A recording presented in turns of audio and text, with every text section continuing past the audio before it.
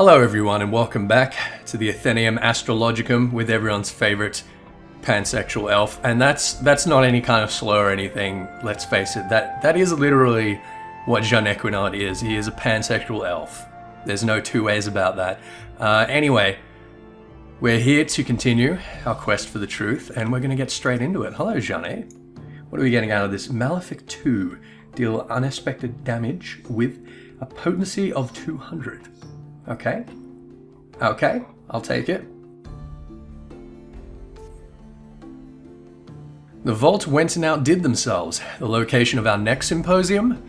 The Convictory, a makeshift camp for a band of bickering knights. I've spoken at length with Lady Leiva about how we might handle this second inconvenience so as not to meet the same fate we did in Falcon's Nest. I fear the worst. But the lady believes that we may be approaching this all wrong, that we should embrace the situation and use it to our advantage. I believe she is merely unaccustomed to the thin alpine air and her wits are not in order. Perchance we should make for the camp and see for ourselves. Alright, okay. Well, I mean, no spoilers anyone for the Nath dailies, but these idiots. Oh no. I'm thinking of the wrong thing, aren't I? Am I? No, I'm not. Yeah, those idiots at the Convictory. They're now clients of the Nath Adventurers Guild. If we can get them listening to the Nath, I'm sure we can get them listening to a Charlene. Uh-oh. This doesn't look particularly promising, does it? Alright, okay, we're being called heretics. Hello, Leiva. What's going on here? Tread lightly, Ethys. This is not the work of bandits. Quimperane's hurts were dealt by the convictors. Oh, silly Quimmy. You were assaulted by the men sworn to protect us? This is madness. The vault led the knights to believe that a party of astrologians would be arriving to aid them in scrying the location of the Horde's next attack. They took out their frustration on poor Quimperane when they learned I can foretell the whims of a dragon about as well as I can those of Jean Equinard. Uh-oh. But no, we must not let this discourage us. If words have no weight with these men, then let our magics do the speaking. Are we going to beat them up? Are we going to beat them up? We're just gonna talk to them. Alright, looks like we are in fact going to... Oh, okay. Aspected benefic. There you go. You get a benefic. But you're an astrologian. You can't heal people. That's not what astrologians do. Well, think again. What about you? You get a benefic. My wounds. It is as if they were never there. Wait, who's going to believe that I slew a dragon if I hadn't the wounds to show for it? I don't know whether to thank you or slit your throat. Though I suppose I wouldn't be able to do either if you hadn't healed me with those queer magics. Let's see what my sexuality's got to do with it. So this day, I see fit to forgive you. Wow, that's so very gracious of you. What an asshole. What a fucking homophobic asshole. And a benefic for you. Are you going to call me queer as well? The pain, it's gone. How did you? And you're just going to walk away from me mid-sentence. Alright, okay, well let's see if that did anything. What about you, Leiva? Has your sexuality been brought into question? I mean, you shouldn't assume that just because I'm a healer, you know?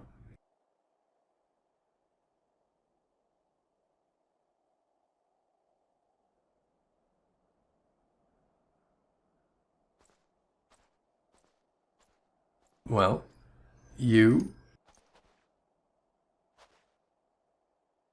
Uh-oh. Uh-oh, it's old mate. What is wrong, Leiva? Have you tapped too deeply into your mental reserves? Perhaps you should take a moment of respite. No, she has been stabbed. That blood is not the knight's. Ah, a loyal lapdog. Without you to state the obvious, where would your masters be, pray tell? I can't remember the name that I gave her. I think I was giving her like a Cockney accent when she was a pirate, but she's not a pirate anymore. You. Again. One might think that these markings would betray my identity, but you Eorzeans have a singular capacity to look without seeing. I'm amazed you are not constantly wandering into bonfires or off cliffs. Now that's interesting. Here we have a Duskwight who is not actually native to Eorzea. At least not, first generation. I have grown weary of this masquerade, and I'm done with entrusting my fate to this realm's blundering mercenaries. My name is Celie, and I am here to take the Lady Leiva into custody so that she can be transported back to Charlene and tried for her crimes. Taken into custody? On whose authority? For what crimes? You are here without permission of the Forum, performing acts which amount to treason. Your grandfather has already been detained and questioned. I am giving you the opportunity to turn yourself in and put an end to this farce once and for all. Do as I say and no one will be harmed. Yourself included, Lady Leiva. Maybe you should have said that before you stabbed her? Because it's a little hard to believe now. But Lady Leiva, I thought you and your grandfather were dispatched on an official expedition. It seems that Leiva has not told you everything. Did you know that it was her father who was killed nearly 20 summers past? Called it! 20 summers past, Jeanne Equinard. Your adventurer friend seems already to have put 2 and 2 together. Why he didn't tell you earlier, I cannot fathom. What else are they leaving you out of, Jeanne Equinard de Durandere? But... silence. This is my final warning. When you see me again, you will either give yourself up, or you will die at my blade. Think on that, Leiva. We're just gonna let her run away? Alright, we're gonna let her run away. Ethys, Lady Leiva's wound is deep. I do not believe I can heal it on my own. Lend me your aid.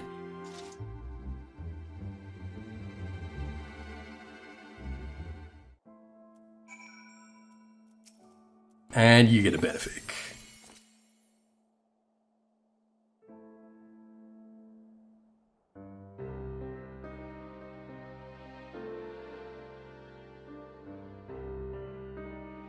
Thank you, my friends.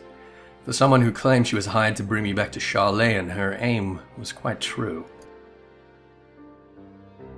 Lady Leiva, this Celie claims that you are not here with the blessing of the Forum. Is this true? Why did you not see fit to mention this? My grandfather knew that the Forum would never allow us to come to Ishgard, and that their contemplation over the matter was merely a tactic to stall and discourage us. The stars had spoken to my grandfather, and he was not about to turn a deaf ear to them. I kept silent because I did not wish to let the petty politicking of men thousands of miles to the north stand in the way of our dream to spread the word of Charlayan astrology. And such was my father's dream, until he was killed for it by closed-minded peasants. Whoa, no need to bring class into it, Leiva, Jesus. But Rufin never once spoke ill of those he wished to enlighten, even at his end. How do you know my father's name? Your father and I became close friends when I was in Charlene. When it was my time to return, he asked if he could accompany me, saying that he wished to try and convince those who once believed in the stars' power to look to the skies again. And we did for several moons. My countrymen were deeply skeptical and slow to warm to the idea of heathen magics. Some were even rude. But he never gave up on them, right up until he was... I was there during your father's last moments. I heard a commotion come from his room late one night and went in to check, only to find him bleeding and slumped over his diary, which he was writing when he was attacked. With the last of his strength, he handed me the diary and asked that I do not blame my people and that I continue our work. I believe this belongs with you now.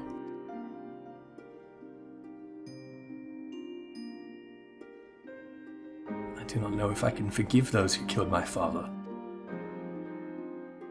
I do not expect you to forgive us yet, but knowing that he did, even at the moment of his death, perhaps will help you one day understand. You have always reminded me of Rufin, even before I knew he was your father. Your passion for your discipline equals his own, or may even exceed it. Father, did you know what fate awaited you in this realm? Did you see all this? Did the stars have you merely pave the way for me? If they did, then I shall not allow anyone to stand in your way. You are right, good man, and I shall allow this breach of etiquette, but if you fail to address Lady Leiva properly again, I'll have you spit shining the privy back at Durandare Manor. Oh, leave him be, Jean Equinard. Without Quimbarain here, I'd have been tied up and shipped back to the old world moons ago. The stars have him here with me. He is not going anywhere, and neither am I. I am done with symposiums. That is not what my father wanted. He came here not to speak of astrology, he came here to use it. And so that is what I shall do. There are still many convictors who can benefit from these magics. And what a better way to convince people of your greatness than by ensuring they remain alive long enough to sing your praises.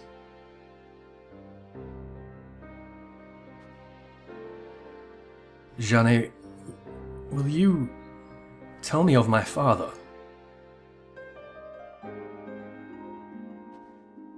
I would be delighted, my lady, unless that is you mean now, as I have a prior engagement with a pair of lovely baronesses from House Zamael, and would not wish to keep them waiting. Oh, Jeanne, you slutty elf. Pair of baronesses. What do you think, Leiva? A prior engagement, of course he has. I suppose my father's journal will have to suffice until then. And, Quimmy's got nothing. I think it's interesting now that Quimbarain is supposed to be Jean Equinard's bodyguard, and he's just completely abandoned him. I mean, I don't really blame him. I don't think I'd much enjoy working for Jeanne either. That would be pretty infuriating. Anyway, let's head back and see what he has to say to us. Now, I suspect very strongly that we're going to be rescuing the old man. We're going to be rescuing Leiva's grandfather, because we were told that he'd been detained for questioning or some such, but I don't think we were explicitly told that he'd been shipped back yet. So I think he's probably still going to be in the realm somewhere, and Slee is probably committed to the Tufa, as in she's going to hang around, she's going to get both of them before she heads back. So we still have an opportunity to rescue the old bastard. What do you think, Jeanne? Are we going to rescue him? To think that my old friend Rufin may have seen what grim fate awaited him in Ishgard, but chose to come anyway, knowing that it would inspire both me and his daughter. God, sometimes these celestial machinations are simply too grand in scope to grasp. However, it is as we believe, and we must, as Quimbarain so bluntly stated, make sure that naught disrupt us on our path to that fate. Path to that fate, I should say. Perhaps it is time I revealed to you a more powerful form of Malefic, so that you might be better prepared for the trials that are to follow. Now that furrow upon your brow suggests you could have used this spell early in your training. In retrospect, I would have been inclined to agree. How is it that Jean Equinard knows spells that I don't when he fucking... There's definitely more to this bastard. He is not above suspicion just yet. Anyway, there we go. Divinations of astrologians, divinations, contemplations, magnifications. Let's see what we got. Let's draw a card. Someone's complaining that I didn't do this last time. The Spire. Okay. Well, Spire stands for special people in relative elevation. So there you go. Make from that what you will. You have a divination from a divination. You have something to interpret from an interpretation. And if that's not good enough for you, then that's too bad, because I need to wrap up because I'm about to sneeze. And I'll see you all next time. Bye-bye. Bye. Bye. Bye. Bye.